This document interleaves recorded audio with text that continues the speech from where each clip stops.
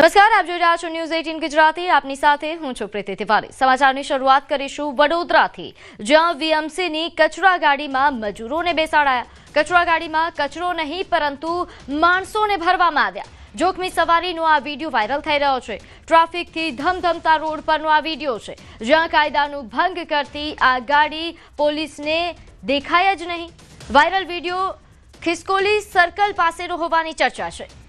તો ફરી એકવાર વડોદરા મહાનગરપાલિકા વિવાદમાં આવી છે। આ જોખમી સવારીનો જે વિડીયો વાયરલ થઈ રહ્યો છે, જેના પર આ સવારી કરવામાં આવી રહી છે, આ વીએમસીની કચરા ગાડી છે। વધુ વિગત સાથે મારી સાથે સંવાદદાતા હાર્દિક જોડાઈ ગયા છે।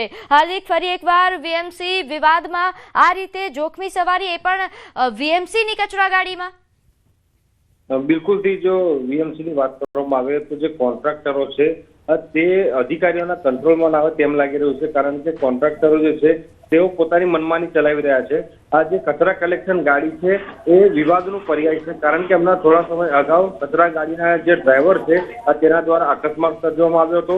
તો એના થોડા દિવસ અગાઉ જે છે એક નાનો કિશોર જે છે તે કચરા ગાડી ચલાવતો હતો, ત્યારે વધુ એક વિવાદ જે છે તે સામે આવ્યો છે।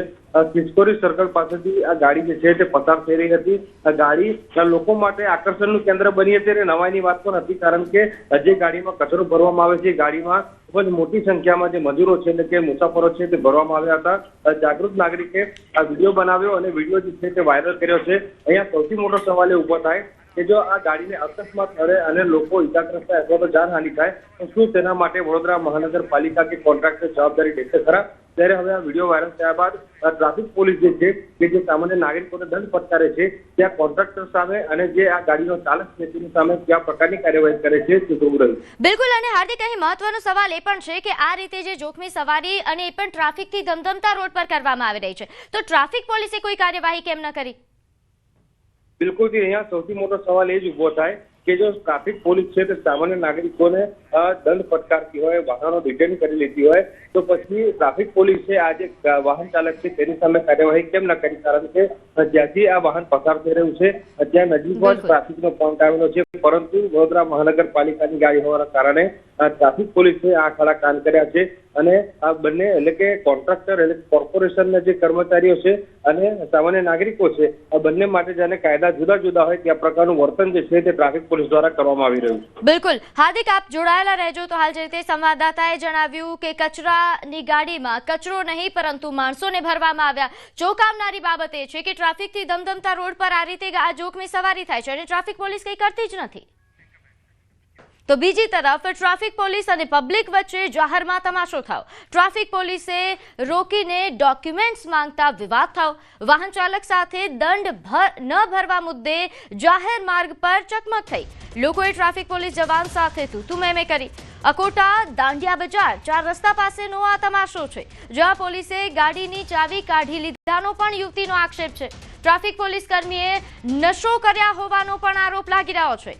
રાવપુરા પોલીસે સ્થળ પર પહોંચીને મામલો થાળે પાડ્યો હોવાની હાલ વિગત પ્રાપ્ત થઈ રહી છે। તો આ દ્રશ્યો આપ જોઈ રહ્યા છો, આ પણ વડોદરાના દ્રશ્યો છે, જ્યાં ટ્રાફિક પોલીસ અને પબ્લિક વચ્ચે તમાશો થયો।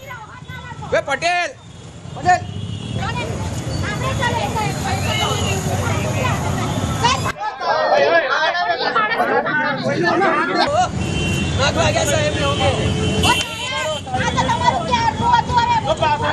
તમે પેલું મશીન લાવો।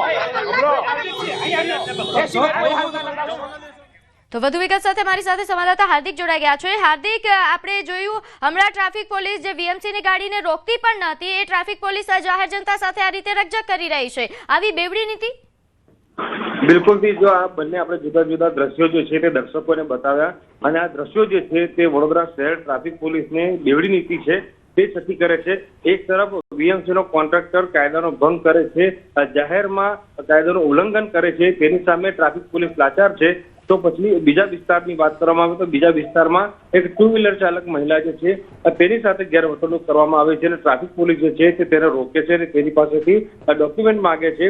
એ દરમિયાન આખા રકઝકના દ્રશ્યો જે છે તે સર્જાય છે। અકોટા દાંડિયા બજાર બ્રિજ પાસે આ હાઈ વોલ્ટેજ ડ્રામા જે છે તે સર્જાયો હતો અને દ્રશ્યોમાં પણ જોઈ શકાય છે કે સામાન્ય નાગરિકો અને પોલીસ વચ્ચે ભગદડ મસ્તી હોય ત્યાં પ્રકારનું વાતાવરણ જે છે તે સર્જાયું હતું। ખાસ કરીને વાત કરીએ તો જે યુવતીને ટ્રાફિક પોલીસ દ્વારા રોકવામાં આવી હતી તેના દ્વારા અને જે સામાન્ય નાગરિકો છે તેમના દ્વારા જે ટ્રાફિક પોલીસ છે તેનો ઉધડો લેવામાં આવ્યો હતો અને નાગરિકોએ એમ પણ આક્ષેપ કર્યો હતો કે જે પોલીસ જવાન છે તે નશાની હાલતમાં છે. જો કે નશાની હાલતમાં હતો કે કેમ એ તો પોલીસ તપાસનો વિષય છે, પરંતુ આજે બંને જુદા જુદા દ્રશ્યો આપણે દર્શકોને બતાવ્યા, તેનાથી ચોક્કસથી જે ટ્રાફિક પોલીસ છે તેની કામગીરી સામે સવાલો ઉભા થઈ રહ્યા છે. બિલકુલ હાર્દિક, જે દ્રશ્યો અમે અત્યારે બે દ્રશ્યો બતાવી રહ્યા છીએ, એક તરફ વીએમસીની ગાડી કે જેમાં જોખમી સવારી થઈ રહી છે પરંતુ ટ્રાફિક પોલીસ દ્વારા કોઈ જ કાર્યવાહી નથી થતી, અને બીજી તરફ જાહેર રસ્તા પર એક યુવતી સાથે ટ્રાફિક પોલીસ આ રીતે રકઝક કરી રહ્યો છે. આ બેવડી નીતિ છે. આનો મતલબ શું આપણે એવું માની લઈએ કે ટ્રાફિક પોલીસ માટે નિયમો બધા માટે સરખા એ લોકો નથી માનતા? બિલકુલથી જો આપણે બંધારણમાં જોગવાઈ છે કે જો કાયદો જે છે એ તમામ લોકો માટે એક સમાન હોય છે, પરંતુ પોલીસની જે જુદી જુદી નીતિ હોય છે તેના કારણે ચોક્કસથી પોલીસની કામગીરી સામે સામાન્ય નાગરિકો જે છે તે સવાલો ઉઠાવતા હોય છે. આપણે જુદા જુદા દ્રશ્યો એટલા માટે દર્શકોને બતાવી રહ્યા છે કે દર્શકોને પણ જે ટ્રાફિક પોલીસ છે તેની બેવડી નીતિનો ખ્યાલ આવે, કારણ કે એક તરફ જેને નિયમનો ભંગ કર્યો છે તે વડોદરા મહાનગરપાલિકાના કોન્ટ્રાક્ટર છે અને બીજી તરફ જેને નિયમ ભંગ કર્યો છે તે સામાન્ય નાગરિક છે. ત્યારે સામાન્ય નાગરિક અને પાલિકા બંને વચ્ચે કયા પ્રકારનો ભેદભાવ જે છે તે કરવામાં આવે છે તે આ બંને દ્રશ્યો પરથી ફલિત થાય છે. એ ચોક્કસથી પોલીસે હવે સુધરવાની જરૂર છે, કારણ કે નાગરિકો જે છે તે ન્યાય માટે પોલીસ પાસે જતા હોય છે, ન્યાયની અપેક્ષા સાથે પોલીસ સાથે વર્તન કરતા હોય છે સારું, પરંતુ આ જે પોલીસ છે તે અલગ અલગ નીતિ અપનાવીને વિવાદો હાથે કરીને ઉભા કરતી હોય છે, જેના કારણે આ પોલીસની કામગીરી અવારનવાર વિવાદમાં આવતી હોય છે અને પોલીસ જે છે તે સામાન્ય નાગરિકોને હેરાન પરેશાન કરતી હોય તેવું અત્યારે વડોદરા શહેરમાં વાતાવરણ સર્જાયું છે. જી બિલકુલ હાર્દિક, આભાર માહિતી આપવા બદલ. તો હાલ જે તે સંવાદદાતાએ જણાવ્યું અને આપ પણ જોઈ રહ્યા છો, આ વડોદરા ટ્રાફિક પોલીસની બેવડી નીતિ છે. એક તરફ વીએમસીની ગાડી કે જે જોખમી સવારી છે, અહીં કાયદાનો ભંગ થઈ રહ્યો છે, તેમ છતાં આ કોઈ કાર્યવાહી નહીં, અને બીજી તરફ આપ જોઈ રહ્યા છો જાહેર જનતા સાથે કઈ રીતે રકઝક થઈ રહી છે. તો આગળ વાત કરીએ જૂનાગઢ સિવિલ હોસ્પિટલમાં દર્દીઓના પરિવારનો હોબાળો. ડોક્ટરની બેદરકારીના કારણે નવજાત બાળકનું મોત થયા હોવાનો આરોપ છે. ડોક્ટર ગાયનેક વોર્ડમાં ન આવતા હોવાનો પણ આક્ષેપ થઈ રહ્યો છે. સ્ટાફ તેમજ શિખાઉ લોકો ઓપરેશન કરતા હોવાનો આક્ષેપ કરવામાં આવ્યો છે. હોસ્પિટલનો સ્ટાફ યોગ્ય વર્તન ન કરતા હોવાના પણ આરોપ છે. જોકે હોસ્પિટલ દ્વારા તમામ આરોપને નકારી કાઢવામાં આવ્યા.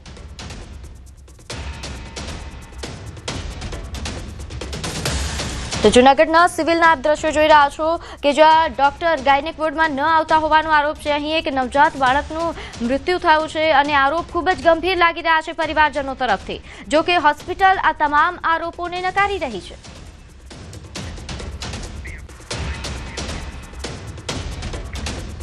સવારથી અટાણ સુધીમાં ચોથું બાળક મર્યું અહીંયા. હજી સુધી કોઈ ડોક્ટર આવ્યા નથી. સવારથી અટાણ સુધી 2:30 વાગ્યાનો અમારો કેસ છે. 2:30 વાગ્યાનું બાળક ફેલ થઈ ગયું, તેમને રજા આપી.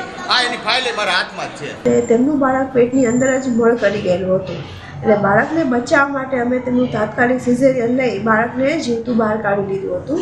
બાળકના ધબકારા ત્યારે બહુ ઓછા હતા અને તાત્કાલિક અમે બાળકની સઘન સારવાર માટે તેને બાળકોના ડૉક્ટર પાસે રિફર કરી આપેલું હતું. મહિનાની લગભગ 500 થી 600 ડિલિવરી થાય છે અને 250 થી 300 સુધીના તો સિઝેરિયન થાય છે. તો આગળ વાત કરીએ હરિયાણાના ફરીદાબાદમાં ઇમારત ધરાશાયી થયા હોવાનો વિડીયો સામે આવ્યો છે. ફરીદાબાદના સિકરી હરફલા રોડ પર 3 માળની ઇમારત ધરાશાયી થઈ. આ અકસ્માતમાં કોઈને ઈજા થઈ નથી. આસપાસના લોકોને 3 માળની ઇમારતથી દૂર રાખવામાં આવ્યા હતા. આ ઘટના સવારે 10 વાગ્યાની આસપાસ બની.